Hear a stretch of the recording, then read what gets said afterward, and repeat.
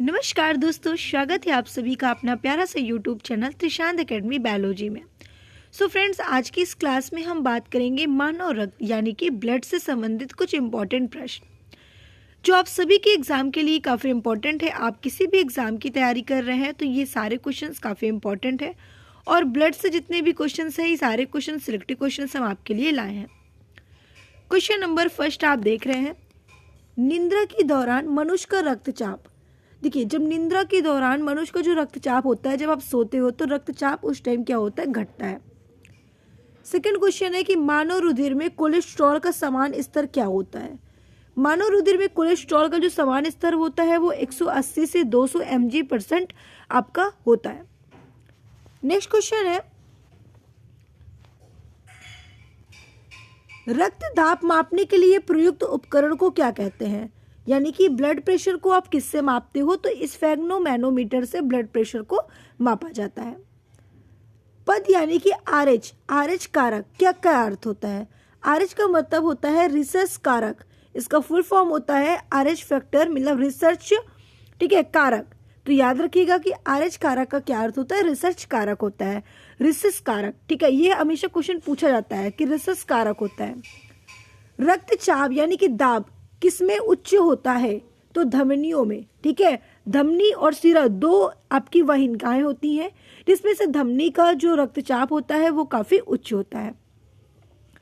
रक्तदाब को नियंत्रण कौन करता है, तो रक्तदाब को नियंत्रण आपकी एड्रिनल ग्रंथि करती है, जिसे हम अधिवृक्क के नाम से भी जानते हैं हिंदी में, और एड्रिनल ग्रंथि इंग्लिश में कहते हैं।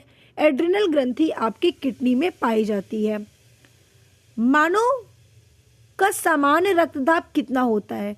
देखिए, मानव का समान रक्तदाब यहाँ पे पूछा है, क्वेश्चन को ध्यान से समझिएगा कि ब्लड प्रेशर जो आपका होता है वो कितना होता है, तो 80/120, ठीक है, 80/120 मिमी पारा, ठीक है, मतलब mm पारा होता है आपका एक ब्लड प्रेशर।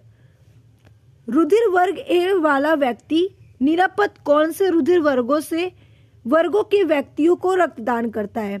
यानी कि रुधिर वर्ग, अगर मान लेते हैं कि ए वर्ग वाला एक व्यक्ति है तो वो किस वर्ग वाले व्यक्ति को रक्त दान करेगा, तो ए और ए बी वाले को बिल्कुल वो दान कर सकता है। क्यों कर सकता है, इसे आपको पूरा डिटेल्स में पढ़ना होगा क्योंकि इसके कुछ सैंपल होते हैं।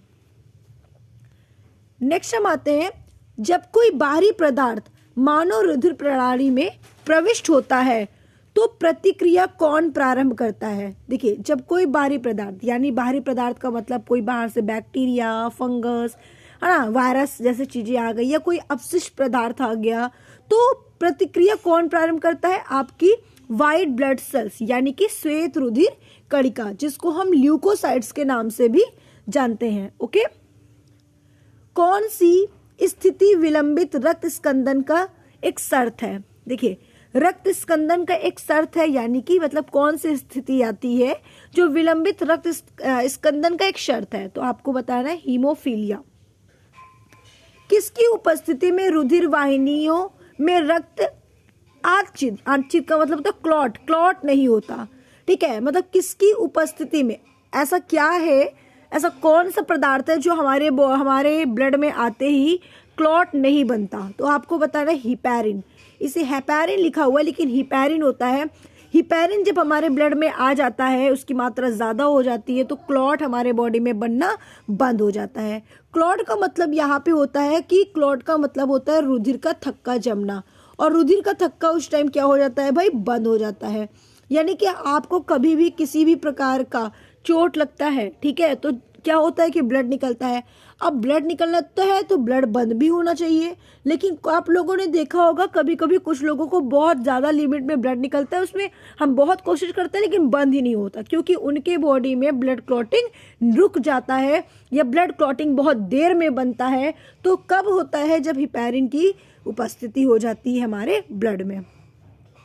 हीमोग्लोबिन का मुख्य कार्य है, हीमोग्लोबिन का मुख्य कार्य है ऑक्सीजन ले जाना, ठीक है, ऑक्सीजन को ले जाना हमारे पूरे बॉडी में, ये हीमोग्लोबिन का कार्य होता है। हीमोग्लोबिन क्या है, एक प्रकार का वर्णक होता है जिसके कारण हमारा आरबीसी रेड कलर का होता है। अगर हम नेक्स्ट की बात करें, रक्त में कौन सी धातु पाई जाती है, रक्त में लोहा पाया जाता है। ए बी रुधिर वर्ग वाले किसी व्यक्ति को किस रुधिर वर्ग को व्यक्ति का रक्त दिया जाता है? अभी आपसे ए पूछा गया था तो ए वाले ए बी को दे सकते हैं, लेकिन ए बी रुधिर वाले जो होते हैं वो सभी रुधिर वर्ग वाले व्यक्ति को दे सकते हैं कि ले सकते हैं? जल्दी से बताइएगा। देखिए यहाँ पे कह रहा है कि ए बी रुधिर वर्ग वाले किसी व्यक्ति को किस रुधिर वर्ग को व्यक्ति का रक्त दिया जा सकता है, मतलब कि सभी को ये दे सकते हैं लेकिन सभी से ले नहीं सकते हैं। ठीक है, नेक्स्ट पे आते हैं। नेक्स्ट आपका है रक्त स्कंदन में कौन सा विटामिन क्रियाशील होता है? तो विटामिन के बिल्कुल होता है, विटामिन के कारण भी रक्त स्कंदन नहीं बनता है। हीमोग्लोबिन किसका महत्वपूर्ण घटक है? हीमोग्लोबिन लाल रुधिर कोशिकाओं का महत्वपूर्ण घटक है। मैंने बताया कि लाल रुधिर कोशिका का लाल रंग किसके कारण होता है? हीमोग्लोबिन का कारण होता है। मानव रक्त का पीएच मान कितना होता है? तो 7.4 होता है मानव रक्त का पीएच मान। शरीर में श्वेत रुधिर कणिका यानी कि व्हाइट ब्लड सेल का कार्य क्या होता है? हमारे बॉडी में व्हाइट ब्लड सेल का कार्य होता है शरीर की रोगों से रक्षा करना। शरीर से रोगों की रक्षा करने का काम किसका होता है? WBCs का होता है, यानी कि WBCs बोले तो श्वेत रुधिर कणिका। ठीक है, और श्वेत रुधिर कणिका बोले तो आप बोल सकते हो ल्यूकोसाइट्स। ठीक है, नेक्स्ट पे आते हैं हम लोग। सर्वाधिक रक्तदाता का रुधिर वर्ग क्या होता है? तो सर्वाधिक रक्तदाता का रुधिर वर्ग ओ होता है। कौन सा रुधिर वर्ग को विश्वव्यापी आदाता मतलब यूनिवर्सल रिसिपिएंट, ठीक है, रिसिपिएंट कहा जाता है? तो ए बी को, जो सभी को दे सकता है। ठीक है, जो सभी को दे सकता है लेकिन सबसे ले नहीं सकता है। मैंने गलत बताया क्या? रिसिपिएंट कहा जाता है, ध्यान समझिएगा। कह रहा है कि विश्वव्यापी आदाता। ठीक है, बात समझ में आई आपको? सबको समझ में आई मैंने क्या कहा? यहाँ पे ले सकता है। मानव शरीर में रक्त की अपर्याप्त आपूर्ति को क्या कहते हैं? जैसे कि कहने का मतलब है कि अगर आपके बॉडी में रक्त की मात्रा कम हो गई या नहीं है तो उसे क्या कहते हैं? इस्कीमिया कहते हैं। क्या कहते हैं? इस्कीमिया कहते हैं। रुधिर स्कंदन में मदद करने वाला विटामिन कौन होता है? विटामिन के होता है। ओके, नेक्स्ट पे आते हैं हम लोग। नेक्स्ट पे अगर हम आते हैं, रुधिर वर्ग की खोज किसने की थी? रुधिर वर्ग की खोज लैंडस्टीनर ने की थी, जिनका पूरा नाम है कार्ल लैंडस्टीनर। रक्त के थक्के जमने का कारण है, देखिए रक्त के थक्के जमने का कारण क्या है? थ्रोम्बिन।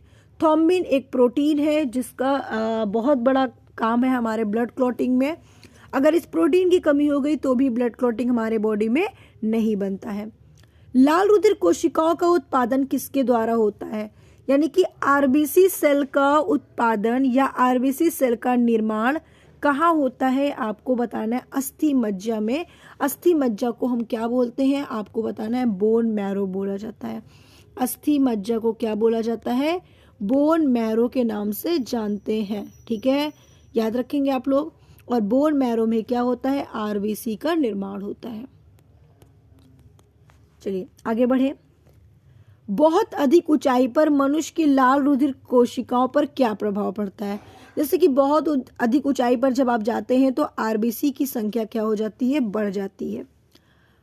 अरक्तता, अरक्तता मतलब समझ रहे हैं हम, किसकी कमी के कारण होता है? तो फॉलिक एसिड। जब आपके बॉडी में फॉलिक एसिड की मात्रा ज्यादा हो जाती है, सॉरी कम हो जाती है, तो क्या होता है? आपको अरक्तता हो जाती है, यानी कि ब्लड की कमी हो जाती है। ठीक है, ब्लड की बीमारी किसकी कमी के कारण होती है? आयरन की कमी के कारण होती है।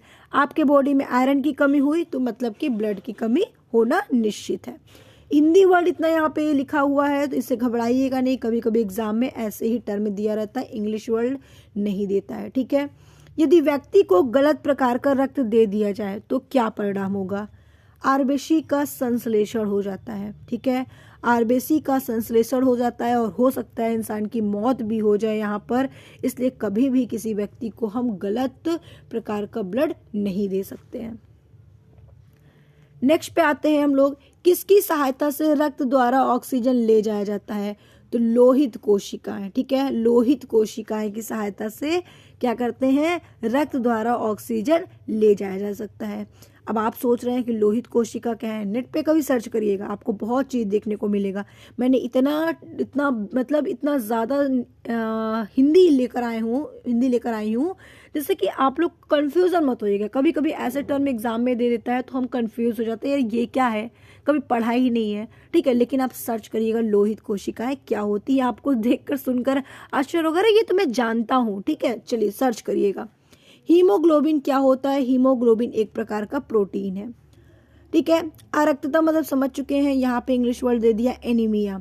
एनीमिया में किसकी मात्रा कम होती है, हीमोग्लोबिन की। अगर हीमोग्लोबिन की मात्रा कम हुई तो आपको एनीमिया रोग होना कंपलसरी है। एनीमिया का मतलब क्या होता है, ब्लड की कमी। रुधिर के किस घटक को हमारे शरीर की रक्षक कोशिका कहा जाता है, तो रक्षक कोशिका हम श्वेत कोशिकाओं को कहते हैं, श्वेत रुद्राणु को कहते हैं, WBC इसको कहते हैं, क्योंकि यह हमारे शरीर की रक्षा करता है, किससे, रोगों से। यदि किसी व्यक्ति की रुधिर वाहिकाओं की त्रिज्या कम हो जाए तो उसका रक्तदाब क्या होगा, तो उस टाइम उसका रक्तदाब क्या हो जाएगा भाई, बढ़ेगा, ठीक है। Next question and last question है आपका यहाँ पे। अब वयस्क पुरुष में RBC की समान संख्या कितनी होती है, तो 5.0 मिलियन होती है एक वयस्क पुरुष में RBC की समान संख्या। रक्त में प्रतिस्कंदन पदार्थ कौन है, भाई प्रतिस्कंदन आप समझ रहे हैं, ठीक है, कौन हो सकता है, हिपैरिन ही हो सकता है। लसिका यानी कि लिम्फोसाइट कोशिका पैदा करती है क्या, प्रतिरक्षी, कैसी कोशिका, प्रतिरक्षी कोशिका। रक्त परिसंचरण की खोज किसने की थी, विलियम हार्वे ने। रक्त pH का नियमन मानव शरीर में कौन सा अंग करता है, आपकी किडनी यानी कि गुर्दा। गुर्दा आपके रक्त pH मान का क्या करता है, नियमन करता है, कहाँ, मानव शरीर में। रक्त स्कंदन क्या, रक्त स्कंदन को एगुलेशन के लिए अनिवार्य है। रुधिर कोशिका का क्या नाम है, उसे हम प्लेटलेट्स कहते हैं, जिसे हिंदी में पट्टिकाणु कहते हैं। अब आप सोचिए कितना ज़्यादा ये डिफिकल्ट वर्ड है, पट्टिकाणु, इसे इंग्लिश में क्या कहते हैं, प्लेटलेट कहते हैं, ठीक है। बात समझ में आ गई, क्वेश्चन भी समझ में आ गया। तो इस तरह की वीडियो देखने के लिए चैनल को सब्सक्राइब करिएगा। इतना टफ लैंग्वेज मैं लेकर नहीं आऊँगी आपके लिए। मैंने यहाँ पर कुछ क्वेश्चन इसलिए लेकर आया क्योंकि आप लोग कभी कंफ्यूज मत होइए। अगर ऐसे टर्म आपके कभी एग्जाम में आए तो कभी इसको छोड़कर मत आइएगा और गलत मत करके आइएगा, ठीक है।